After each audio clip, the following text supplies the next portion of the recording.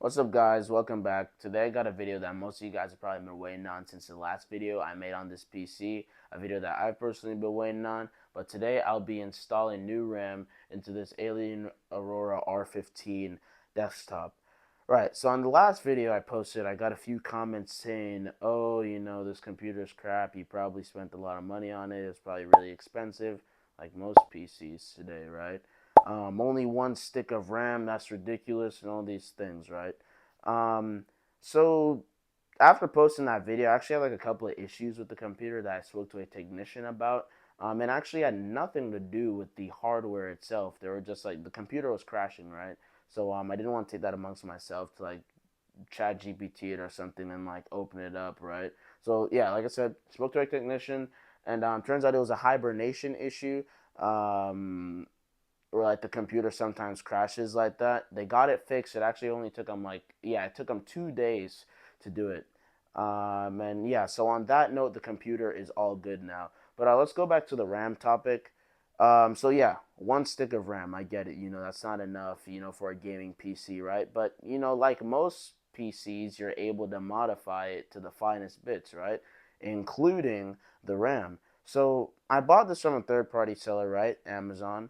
And so if I were to buy like the 32 gigabytes of RAM upgrade, I probably would have just gotten those two green sticks of RAM, which is not, it's fairly just not what I want. No color, no vibe to it. So of course I'm not just gonna like buy that straight off, right? So instead I bought my own, which is what, PCs are, meant for. You're meant to modify it, put what you want in it. So that's just what I'm doing, right? So yeah, without further ado, let's go ahead and open this up. I'm gonna cut this part of the video and then we can talk more. You guys using this video for educational purposes, you do have to power off the computer and plug it out before you open it up. So just making that a reminder for any of you guys that are actually watching this in tutorial for opening up your PC and installing RAM.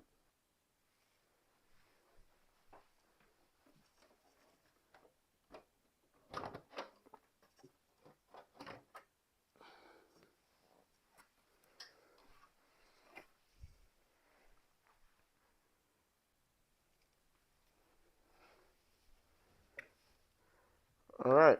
So typically when you put RAM in, make sure those latches are open. Um, you just want to slide it in here, and you want to listen for a audible click. Yep. So you just click that in, and you don't have to worry about doing the latches back because that's where the click comes from. So let's put the other one in.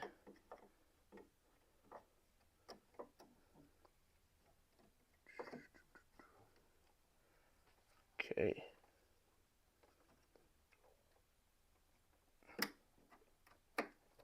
All right. There we go.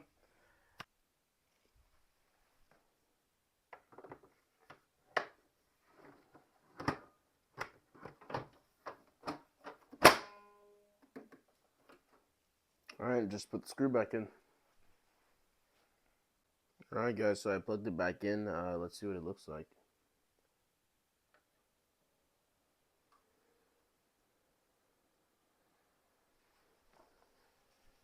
Ooh, yep, that definitely looks nice.